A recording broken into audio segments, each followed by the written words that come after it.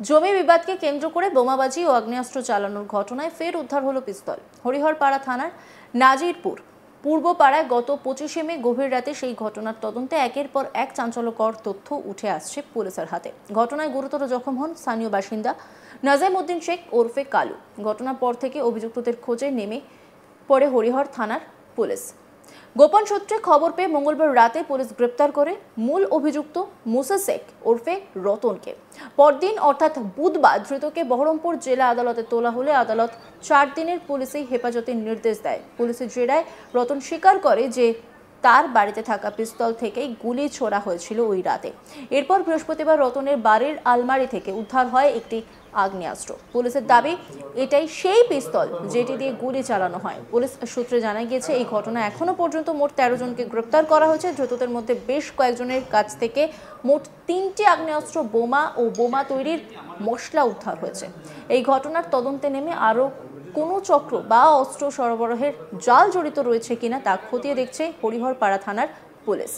ঘটনার তীব্র চাঞ্চল্য ছড়িয়েছে এলাকায়। স্থানীয়দের নিরাপত্তা সুনিশ্চিত করতে তৎপরতা বাড়িয়েছে পুলিশ প্রশাসন। আর এই গোটা বিষয় নিয়ে একটি রিপোর্ট তুলে ধরেছেন আমার কলিগ সব্যসাচী ব্যানার্জি। দিন কয়েক আগে মুর্শিদাবাদের হরিহরপাড়া থানা এলাকাতেই গুলি চালানো এবং বোমাবাজির ঘটনা ঘটে।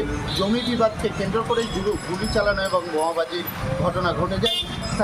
তারই তদন্তে নেমে 13 জনকে গ্রেপ্তার করে হরিহরপাড়া থানার পুলিশ। তার মধ্যে একজন মোসার শেখকেই গ্রেপ্তার করে হরিহরপাড়া থানার পুলিশ এবং তার কাছ থেকেই তল্লাশি চালিয়ে তাকে জিজ্ঞাসাবাদ করেই পুলিশ জানতে পারে তার বাড়ির আলমারির ভেতরে আগ্নেয়াস্ত্র সে লুকিয়ে রেখেছে এবং এই ঘটনাতে এই আগ্নেয়াস্ত্র ব্যবহার করা হয়েছিল। এই আগ্নেয়াস্ত্র থেকে গুলি চালানোর ঘটনাও ঘটেছিল, এমনই জানিয়েছেন মোসার শেখ ওরফে রতনকেই পুলিশ গ্রেপ্তার করে প্রথমে এবং তাকে আদালতে তোলা হলে 4 দিনের পুলিশি হেফাজতে নিয়ে আসে হরিহরপাড়া থানার পুলিশ এবং দফায় দফায় তাকে জিজ্ঞাসাবাদ করতে থাকে। তখনই এই মোসার শেখ স্বীকার করেন যে তার বাড়ির মধ্যেই আলমারিতেই আগ্নেয়াস্ত্রটি ভরা আছে। সেই আগ্নেয়াস্ত্র উদ্ধার করলো পুলিশ এবং তাকে আবারও আদালতে তোলা হবে। আগ্নেয়াস্ত্র থেকেই গুলি চলেছিল এমনটাও জানা যাচ্ছে পুলিশ সূত্রে। তবে এই ঘটনাতে এখনও পর্যন্ত 13 জনকে গ্রেপ্তার করেছে পুলিশ।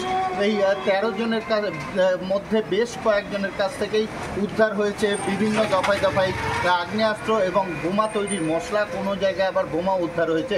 পুলিশ এই বিষয়ে তদন্ত করছে এদের মধ্যে কোনো রকম পাচারকারী কেউ, আগ্নেয়াস্ত্র পাচারকারী কেউ আছে কিনা, বড় কোনো যোগ আছে কিনা এই আগ্নেয়াস্ত্র পাচারের সাথে, সেই বিষয়ে তদন্ত করছে পুলিশ। কারণ মুর্শিদাবাদে একাধিক সময়ে একাধিকবার আগ্নেয়াস্ত্র উদ্ধারের ঘটনা ঘটেছে।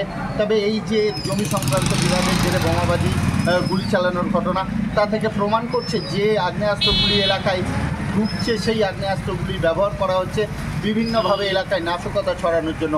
সেই নাশকতা ছড়ানোর জন্য আগ্নেয়াস্ত্রগুলি ব্যবহার করা হচ্ছে এলাকায়। সেই কারণেই মুর্শিদাবাদে প্রতিনিয়তই আগ্নেয়াস্ত্র ঢুকছে এবং মুর্শিদাবাদের পুলিশ এতটাই তৎপর হয়ে আছে সেই আগ্নেয়াস্ত্রগুলি বিভিন্ন সময় উদ্ধারও করছে। মুর্শিদাবাদের বিভিন্ন থানা এলাকা থেকেই প্রত্যেকটা মুহূর্তেই আগ্নেয়াস্ত্র উদ্ধারের ঘটনা সামনে আসছে। আমরা দেখতে পাচ্ছি সেই আগ্নেয়াস্ত্র উদ্ধারের ঘটনা আবারও এই হরিহরপাড়া থানা এলাকাতেই জমি বিবাদকে কেন্দ্র করে যে গুলি চালার ঘটনা ঘটে এবং বোমাবাজির ঘটনা ঘটে, সেই তদন্তেই নেমে মোট এখনও পর্যন্ত 13 জনকে গ্রেপ্তার করেছে হরিহরপাড়া থানার পুলিশ। তার মধ্যে একজন হচ্ছে মোসার শেখ। সেই মোসার শেখকে যখন জিজ্ঞাসাবাদ করে পুলিশ, তার কাছ থেকে চাঞ্চল্যকর তথ্যই বেরিয়ে আসে। সেই তথ্যর ভিত্তিতেই পুলিশ জানতে পারে তার বাড়ির আলমারির ভিতরেই একটি আগ্নেয়াস্ত্র সে লুকিয়ে রেখেছে এবং সেই আগ্নেয়াস্ত্রটি ব্যবহার করা হয়েছিল সেই দিনের রাত্রের যে রক্তাক্ত ঘটনা ঘটেছিল নাজিমউদ্দিন শেখ ওরফে কালু, যার পায়ে গুলি লেগেছিল, গুরুতর আহত হয়েছিল। সেই নাজিমউদ্দিন শেখ ওরফে কালু যে গুলি চালানোর যে ঘটনা ঘটেছিল, সেই গুলি চালানোর ঘটনায় এই আগ্নেয়াস্ত্রটি ব্যবহার হয়েছিল এমনই এখনও পর্যন্ত পুলিশ সূত্রে জানা যাচ্ছে। তবে এর পেছনে আরও কোনো বড় চক্র আছে কিনা, আর কে বা কারা এর পেছনে যুক্ত আছে, সেই বিষয়ে তদন্ত করছে পুলিশ। তবে পুলিশ সূত্রে এটাও জানা যাচ্ছে যে একটা বড় র্যাকেট, এই আগ্নেয়াস্ত্র পাচারকারীদের একটা বড় র্যাকেট মুর্শিদাবাদে অ্যাক্টিভলি কাজ করছে বলেই এই বিভিন্ন সময় আগ্নেয়াস্ত্র উদ্ধারের ঘটনা ঘটেই যাচ্ছে মুর্শিদাবাদে।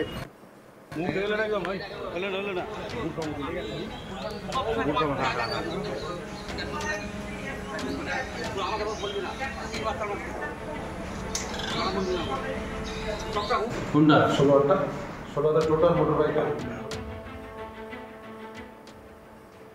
অন্যান্য খবরের আপডেটের জন্য অবশ্যই নজর রাখুন আজ তাক বাংলার ইউটিউব স্ট্রিমিংয়ে। লাইক, কমেন্ট, শেয়ার এবং সাবস্ক্রাইব করতে ভুলবেন না।